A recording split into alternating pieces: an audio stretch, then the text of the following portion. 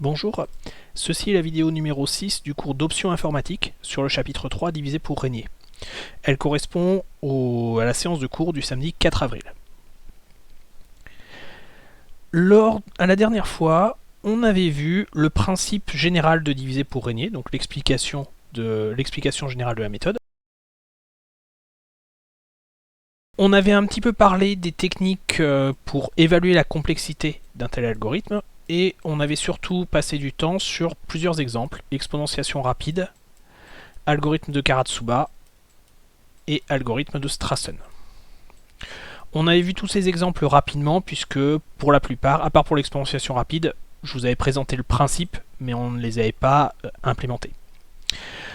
La séance d'aujourd'hui va être consacrée à peu près uniquement au tri par partition fusion, qui est vraiment quelque chose d'essentiel, donc on va y passer quasiment toute la séance là-dessus. Alors tout d'abord, je vais vous expliquer ce qu'est un algorithme de tri.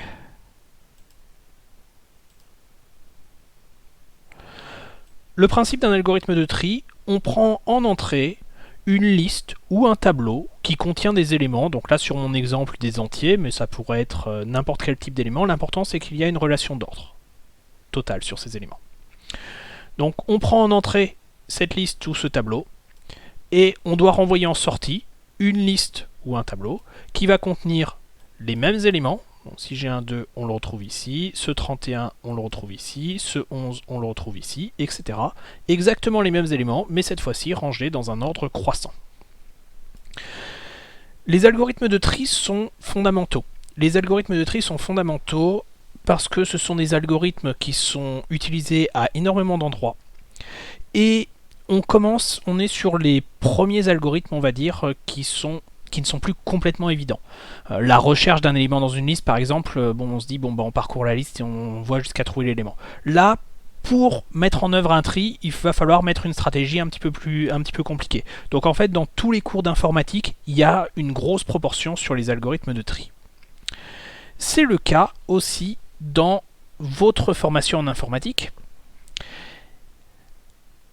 Le problème, c'est que les algorithmes de tri sont vus en fait, les algorithmes naïfs sont vus en informatique pour tous et sont programme de deuxième année. Autrement dit, sur ce cours-là, je vais vous expliquer la méthode diviser pour régner sur les algorithmes de tri, alors que vous verrez les méthodes plus simples pour mettre en œuvre des tris en deuxième année seulement, parce que c'est au programme de tronc commun. Les programmes sont bien faits. Toujours est-il que les algorithmes naïfs, ce que je peux vous en dire, c'est qu'ils s'effectuent tous en environ n carré opérations, où n est la taille de la liste qui nous est donnée en entrée. Il y en a plusieurs, vous les verrez en deuxième année, mais ils s'effectuent tous en environ n carré opérations. Nous, on va s'intéresser à la méthode diviser pour régner. La méthode diviser pour régner est principalement à l'algorithme de tri par partition fusion. Donc, l'algorithme de tri par partition fusion, comme toute méthode diviser pour régner, s'effectue en trois parties. Partage, appel récursif, fusion. Partition, tri récursif, fusion. Le principe, je prends une liste comme ceci, donc les éléments sont dans n'importe quel ordre. Je commence par la partitionner. Donc la partition, je dois obtenir à partir de ma liste de départ deux listes de taille la moitié de celle de départ à un près dans le cas où le nombre d'éléments en entrée était impair. D'accord? Donc je partitionne ma liste en deux listes de même taille à un près. Deuxième partie, appel récursif, je trie chacune des deux parties.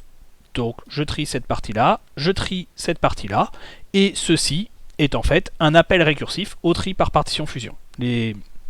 La méthode diviser pour régner est récursive fondamentalement.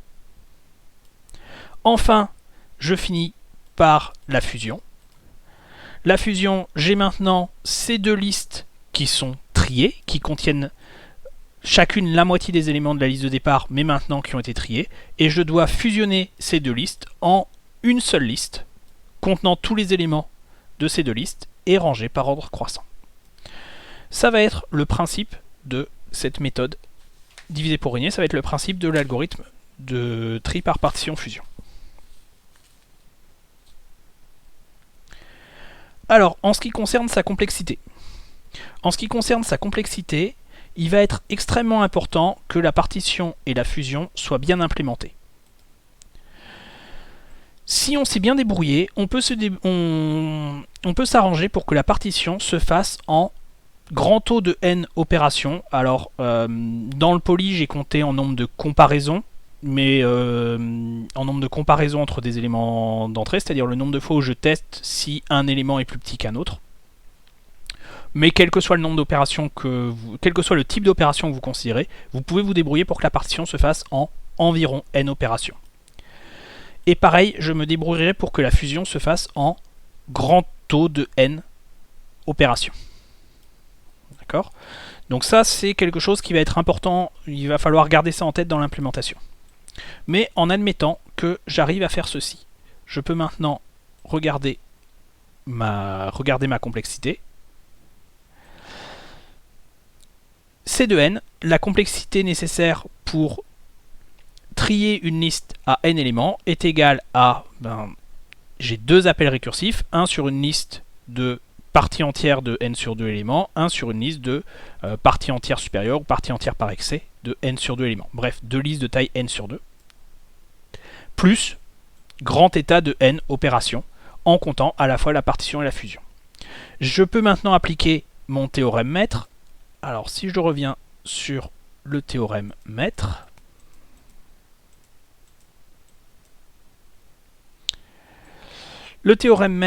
j'ai cette formule-là avec a plus b qui est le nombre total d'appels récursifs qui vaut 2. Donc oméga qui est le log en base 2 de 2 vaut 1. Donc oméga égale 1 et j'ai un grand état de n puissance 1. Je suis donc dans le cas où p égale oméga et la complexité va être en grand état de n puissance 1 log de n. Ce qui est ce que j'affirme ici. C de n en grand état de grand N log de n. Ce qui est un gain par rapport à la complexité des algorithmes naïfs en grand état de n comparaison, de n carré comparaison. C'est pour ça que l'algorithme de tri par partition fusion illustre bien la méthode. On gagne vraiment en efficacité en remplaçant un grand N par un log n. Voilà pour l'explication théorique du tri par partition fusion, ainsi que l'étude de sa complexité. Maintenant, je vais vous demander de le programmer. Donc pour programmer cet algorithme, vous avez en fait trois parties, trois éléments à programmer. Vous avez à programmer la partition. Donc la partition prend en entrée une liste et doit renvoyer deux listes. Peu importe, prend en entrée une liste et doit renvoyer deux listes. L'important étant que ces deux listes contiennent chacune la moitié des éléments de la liste de départ.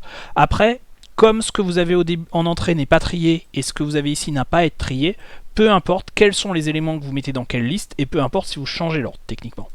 Mais il faut arriver à séparer ceci en deux, donc ça ce sera notre fonction de partition.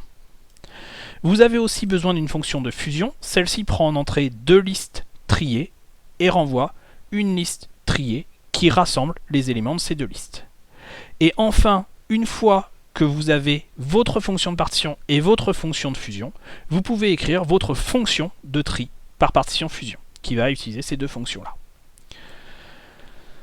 Je vais vous demander de le faire. Je vais vous demander de programmer ces trois fonctions.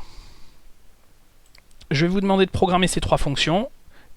Dans la vidéo suivante, dans la vidéo numéro 7, je corrigerai la fonction de partition. Dans la vidéo numéro 8, je corrigerai la fonction de fusion. Et dans la vidéo numéro 9, je corrigerai la fonction de tri entière. Mais je vous demande d'écrire ces fonctions à chaque fois avant d'aller regarder la vidéo correspondante.